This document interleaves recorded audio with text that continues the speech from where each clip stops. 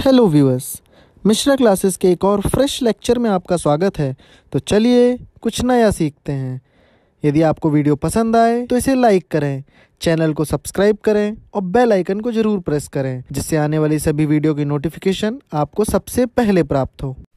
हाँ, तो देखा जाए पिछली क्लास में अपन क्या पढ़ रहे थे। सबसे पहले तो चैनल को लाइक कर लीजिए, सब्सक्राइब कर लीजिए, बेल आइकन प्रेस कर लीजिए। और जैसा कि मैं पहले ही बता चुका हूँ, संडे को 11 बजे विशेष सरप्राइज़ तुम लोगों के लिए है। तो संडे को 11 बजे वीडियो ज़रूर देखें, समझे। तो अगर तुम देखोगे वीडियो तो बहुत सारी बातें ऐसी होंगी जो तुम्हारी लाइफ को बदल देंगी। तो सबसे पहले अब टिश्यू सिस्टम की बात कर रहे हैं। जब डिफरेंट टाइप के टिश्यू आपस में मिल जाते हैं तब क्या बनता है? टिश्यू सिस्टम बनता है। मैंने क्या बताया? जब डिफरेंट टाइप के टिश्यू आपस में मिल जाते हैं तो टिश्यू सिस्टम बनता है। टिश्यू सिस्टम कितने टाइप का होता है? 3 प्रकार के होते हैं। तो टिश्यू सिस्टम की पहले डिफिनीशन नोट करिए। On the basis of their structure, on the basis of their structure and location, there are 3 type of tissue system. There are 3 type of tissue system. पहला कौन सा है? Epidermal tissue system. ये epidermal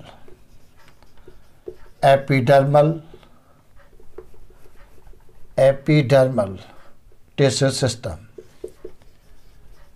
system. और दूसरा कौन सा होता है? Ground tissue system. दूसरा ये ग्राउंड टिश्यू सिस्टम। और तीसरा कौन सा होता है? वैस्कुलर। तीसरा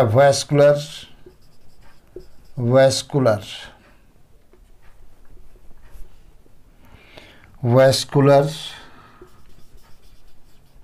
या कंडक्टिंग टिश्यू सिस्टम।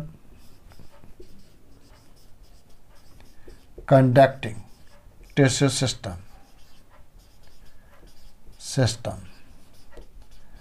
तो टिश्यू सिस्टम कितने टाइप के होते हैं? 3 टाइप के होते हैं। एक कौन सा है? Epidermal tissue system. दूसरा ग्राउंड टिश्यू सिस्टम। और तीसरा वैस्कुलर और कंडक्टिंग टिश्यू सिस्टम। अब 2 हम मिटा रहे हैं। हमें बताना है एपिडर्मल टिश्यू सिस्टम। ये क्या होता है? अगर जो हम स्टेम में देखें तो स्टेम में जो बाहरी लेयर होती है एपिडर्मिस, वो जनरली मल्टी लेयर्ड होती है। लेकिन रूट में जो एपिडर्मिस होती है वो सिंगल लेयर ही होती है। तो नोट कर लेना।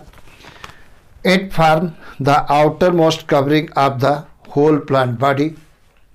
It form the outermost covering of the whole plant body. पूरी प्लांट बॉडी की आउटर मोस्ट कवरिंग बनाता है।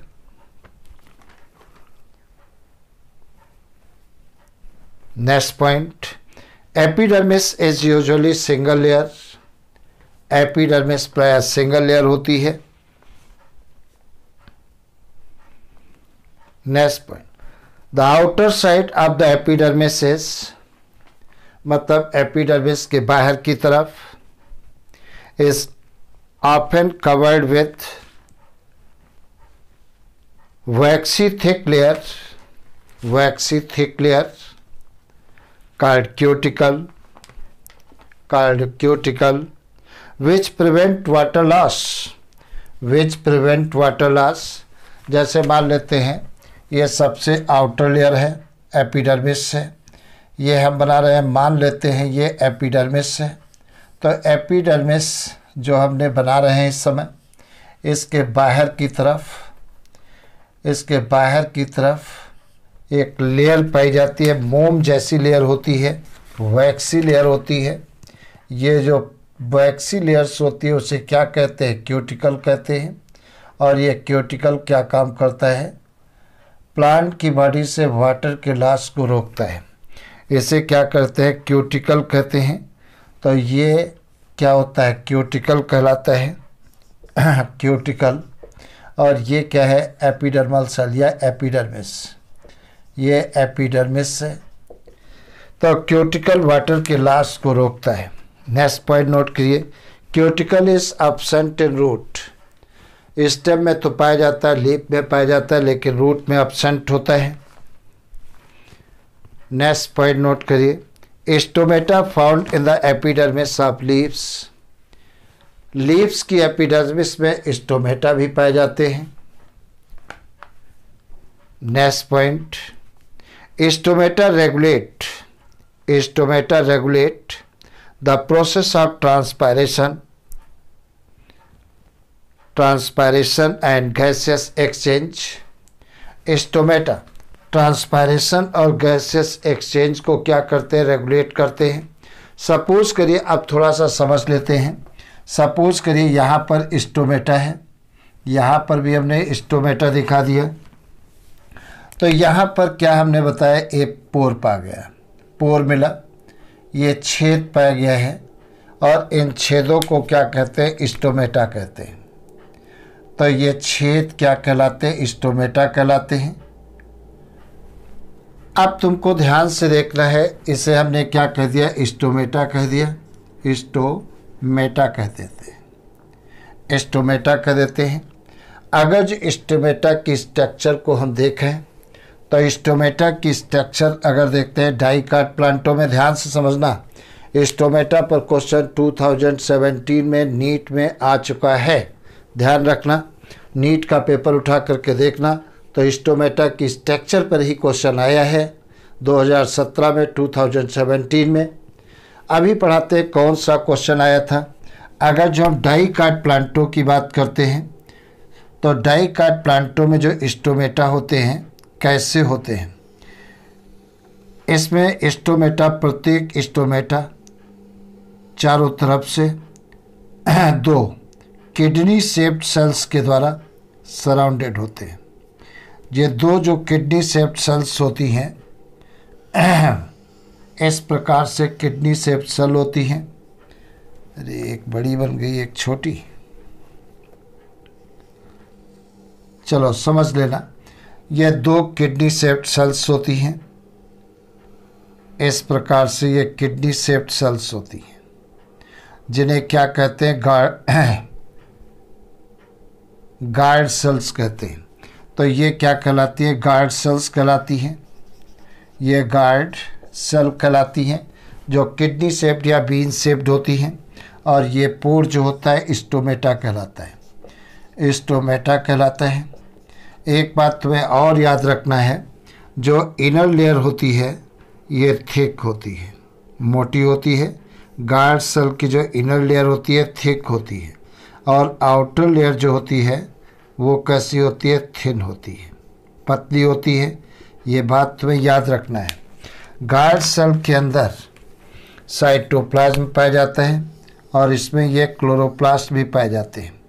क्लोरोप्लास्ट के कारण ये हरे रंग के होते हैं, इस प्रकार से ये क्लोरोप्लास्ट भी हैं। और ये साइटोप्लाज्म है, न्यूक्लियस भी होगा, इसलिए ये कैसे होते हैं, लिविंग होते हैं। कैसी होती है, लिविंग होती है। गार्ड सेल के बाहर की तरफ इस प्रकार से ये सब्सिडियरी सेल्स पाई जाती हैं। गार्ड सेल के बाहर की तरफ ये सब्सिडियरी सेल्स पाई जाती हैं, या इन्हीं को क्या कहते हैं, एक्सेसरी सेल्स कहते हैं। तो ये सब्सिडियरी सेल्स हैं, या इन्हीं को क्या कहते हैं, एक्सेसरी सेल्स कहते हैं। तो इसको क्या कहते हैं, क्लोरोप्लास्ट कहते हैं। ये क्लोरोप्लास्ट कहलाता है, ये क्लोरोप्लास्ट कहलाता है। और ये सेल्स क्या कहलाती है, सब्सिडियरी सेल्स कहलाती हैं। तो इनको हमने कह दिया सब्सिडियरी सेल्स, सब्सिडियरी सेल कहलाती हैं। और ये किसकी है, ये रूट की है। किसका है, ये डाइकाट प्लांट की है। ये स्टोमेटा किसके हैं, डाइकाट प्लांट। ये डाइकाट प्लांट है। डाइकाट प्लांट के स्टोमेटा की बात मैंने किया। अब अगर जो हम मोनोकाट प्लांटों की बात करें, तो मोनोकाट प्लांटों में स्टोमेटा, और यही क्वेश्चन पूछा गया था 2017 में, मोनोकाट प्लांटों में स्टोमेटा कैसे होते हैं। एक गार्ड सेल का शेप कैसा होता है, स्टोमेटा नहीं, गार्ड सेल का पूछा गया था। तो गार्ड सेल कैसी होती है, डम्बल शेप्ड होती हैं। इस प्रकार से मोनोकाट में डम्बल शेप्ड होती हैं, जैसे बजाने वाला दमड़ू होता है, ठीक उसी टाइप की ये गार्ड सेल्स होती हैं। इस पर क्वेश्चन 2017 में पूछा जा चुका है। तो ये डम्बल शेप्ड है और ये क्या होगा, स्टोमेटल पोर होता है। तो इसे क्या कहते हैं, स्टोमेटा कहते हैं, स्टोमेटा। ये स्टोमेटा है और इसको क्या कहते हैं, गार्ड सेल कहते हैं। ये गार्ड सेल कहलाती हैं। तो ये डम्बल शेप्ड होती हैं। और देखा जाए क्या होता है, यहाँ पर गार्ड सेल के बाहर की तरफ ये सब्सिडियरी सेल्स पाई जाती हैं। इस प्रकार से ये सब्सिडियरी सेल्स पाई गई। ये सब्सिडियरी सेल एक ये है और एक सब्सिडियरी सेल्स ये है। तो इस प्रकार से ये सब्सिडियरी सेल्स पाई गई। तो इनको हमने क्या कह दिया, सब्सिडियरी सेल्स कह दिया। तो इसमें डाइकाट प्लांटों में ये कौन सा है, मोनोकाट प्लांट है।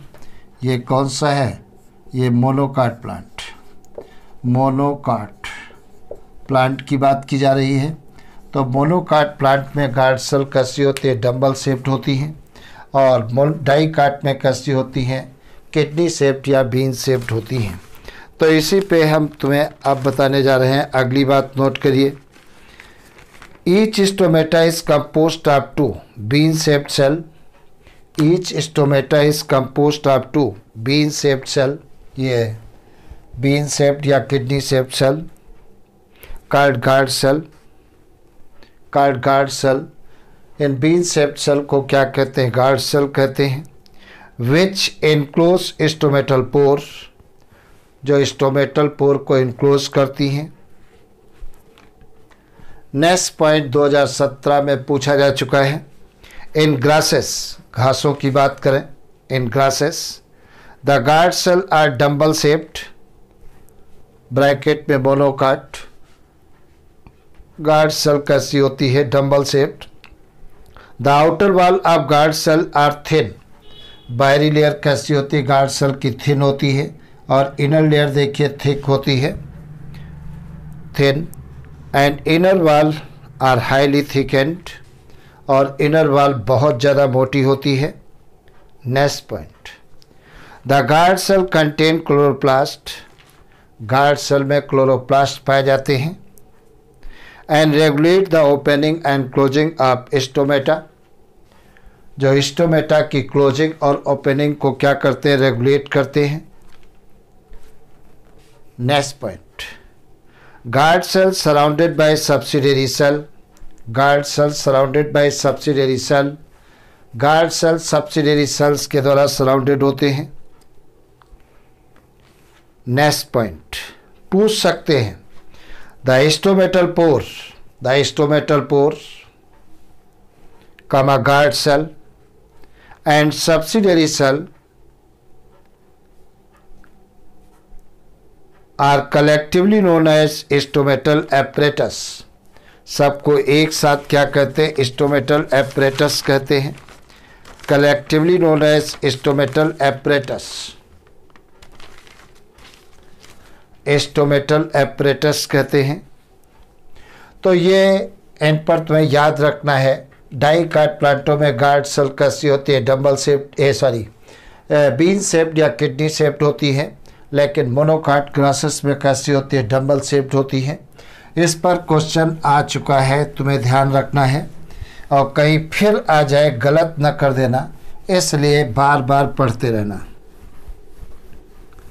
और जो भी बच्चे नीट की तैयारी करते हैं उनके लिए बायो की एनसीईआरटी बुक श्रीमद् भागवत के समान समझिए, रामचरितमानस समझिए। हर समय आपको इसे पढ़ना है। और अगर जो एनसीईआरटी बहुत अच्छे से पढ़ रहे हो तो more than 300 number easily obtain होंगे। और हम भी जो पढ़ा रहे हैं टोटली 100% बेस्ड ऑन CBSE, समझे। तो बुक पढ़िए, उसी चीज़ को मैंने इजी करके तुमको पढ़ाने का हमने प्रयास किया है। हम बाहर से कुछ भी नहीं बता रहे हैं, बायो में सिर्फ और सिर्फ एनसीईआरटी। हाँ, तो अगली हेडिंग दीजिए हेयर। हेयर, अब देखा जाए हेयर की बात करिए। इसमें देखा जाए क्या होता है, हेयर में नोट करिए, the cell of epidermal bear a number of hair. Epidermal की सेल्स में बहुत सारे हेयर्स निकले रहते हैं। इस प्रकार से ये हेयर्स पाए जाते हैं, इस प्रकार से ये हेयर्स पाए जाते हैं। एपिडर्मल सेल्स के ऊपर हेयर पाए जाते हैं। Next point, the root hair are unicellular. Root hair कैसे होते हैं? यूनिसेलुलर होते हैं। And help absorb water and mineral from soil. ये सॉइल से वाटर और मिनरल को एब्जॉर्ब करते हैं। Next point, stem epidermal hair are called trichome. Stem के एपिडर्मल हेयर को क्या कहते हैं? ट्राइकोम कहते हैं। यूजुअली मल्टीसेलुलर, ये प्राय मल्टीसेलुलर होते हैं। दे मे बी ब्रांच्ड और अनब्रांच्ड, और ट्राइकोम ब्रांच भी हो सकते हैं, अनब्रांच भी हो सकते हैं। एंड सॉफ्ट और स्टिफ्ड, ये मुलायम भी हो सकते हैं और हार्ड भी हो सकते हैं। Next point, trichomes help in preventing water loss. Trichome help in preventing water loss to transpiration. Trichome transpiration के द्वारा वाटर लॉस को होने से ये रोकते हैं, वाटर के लॉस को रोकते हैं ट्राइकोम। तो तुम्हें याद रखना है कि रूट हेयर जो होते हैं वो यूनिसेलुलर होते हैं, और ये काम क्या करते हैं? सॉइल से वाटर और मिनरल को एब्जॉर्ब करने का काम करते हैं। लेकिन स्टेम हेयर ये मल्टीसेलुलर होते हैं, इन्हें ट्राइकोम्स कहते हैं। ट्राइकोम्स सॉफ्ट भी हो सकते हैं, हार्ड भी हो सकते हैं, कुछ भी हो सकते हैं। तुम्हें याद रखना है ये अनब्रांच भी हो सकते हैं, ब्रांच भी हो सकते हैं। तो कोई फिक्स नहीं है कि अनब्रांचे होंगे या ब्रांच होंगे, कुछ भी हो सकते हैं। तो ट्राइकोम ट्रांसपायरेशन के द्वारा जो वाटर का लॉस होता है उसको कम करने का काम करते हैं। नंबर दूसरी हेडिंग दीजिए ग्राउंड टिश्यू सिस्टम। अगली हेडिंग, ये तो एपिडर्मल टिश्यू सिस्टम की बात किए थे, अब हम तुमसे बात करने जा रहे हैं ground tissue system. Tissue system मैंने 3 प्रकार का बताया, एक तो एपिडर्मल टिश्यू सिस्टम, दूसरा ग्राउंड टिश्यू सिस्टम, और तीसरा वैस्कुलर टिश्यू सिस्टम, या इसी को क्या कहते हैं? Conducting tissue system. तो ग्राउंड टिश्यू सिस्टम दूसरा कौन सा है? The ground tissue system. तो ये ग्राउंड टिश्यू सिस्टम की बात अब हम करने जा रहे हैं। देखिए, एक बात तुमको बता दें, बहुत कायदे से ग्राउंड टिश्यू सिस्टम पर क्वेश्चन आ सकता है। एपिडर्मिस को छोड़ करके और वैस्कुलर बंडल को छोड़ करके बाकी हर चीज़ किस में आती है? ग्राउंड टिश्यू सिस्टम के अंतर्गत आती है। तो नोट कर लेना, ऑल टिश्यू, ये पॉइंट पूछा जा सकता है, ध्यान रखना है। All tissue except epidermis, all tissue except epidermis and vascular bundle constitute the ground tissue. Next point, it consists of simple tissue. It consists of simple tissue like parenchyma, collenchyma and sclerenchyma. तो ये ground tissue किसका बना होता है? Simple tissue का बना होता है, जैसे पैरेन्काइमा, कोलेनकाइमा और स्केलेनकाइमा। मैंने परमानेंट टिश्यू को मैंने बताया था 2 टाइप का होता है, एक सिंपल परमानेंट टिश्यू और दूसरा complex permanent tissue. Simple permanent tissue में मैंने बताया था इसमें एक ही प्रकार की सेल्स होती हैं जो मिल करके एक यूनिट के समान काम करती हैं, उसे क्या कहते हैं? सिंपल परमानेंट टिश्यू कहते हैं। और सिंपल परमानेंट टिश्यू मैंने बताया था 3 टाइप का होता है, पैरेन्काइमा, कोलेनकाइमा एंड स्केलेनकाइमा। दूसरा मैंने बताया कॉम्प्लेक्स परमानेंट टिश्यू। कॉम्प्लेक्स में क्या होता है? डिफरेंट टाइप की सेल्स मिल करके एक यूनिट के समान वर्क करती है तो उसे कॉम्प्लेक्स परमानेंट टिश्यू कहते हैं और इसके अंतर्गत जाइलम और फ्लोएम आते हैं। नेक्स्ट पॉइंट नोट कर लेना। तीसरा, the vascular tissue system. The vascular tissue system, vascular tissue system से एक क्वेश्चन 2021 में 101% आएगा और चूँकि टाइम लग जाएगा इसलिए आज की सेवा इतनी। आगे फिर नेक्स्ट डे पढ़ेंगे, इसका मतलब next class very very very very important रहेगी, क्योंकि जो नेक्स्ट क्लास होगी, जो नेक्स्ट क्लास में पढ़ाएंगे 2016 में भी इसमें क्वेश्चन नहीं आया, 17 में भी नहीं आया, 18 में भी नहीं आया, 19 में भी नहीं आया, 20 में भी नहीं आया, 21 में 100% आएगा, क्योंकि जो पढ़ाने जा रहे हैं vascular tissue system very very important और 4-5 साल से लगातार इस पर क्वेश्चन नहीं आ रहे हैं। तो इसका मतलब अगली क्लास जो होगी 11th की बहुत ज़्यादा इम्पॉर्टेंट होगी। चैनल को लाइक कर लीजिए, सब्सक्राइब कर लीजिए, बेल आइकन प्रेस कर लीजिए और खुद पढ़िए और अपने दोस्तों को भी बताइए। और संडे को बहुत बड़ा सरप्राइज होगा सुबह 11 बजे।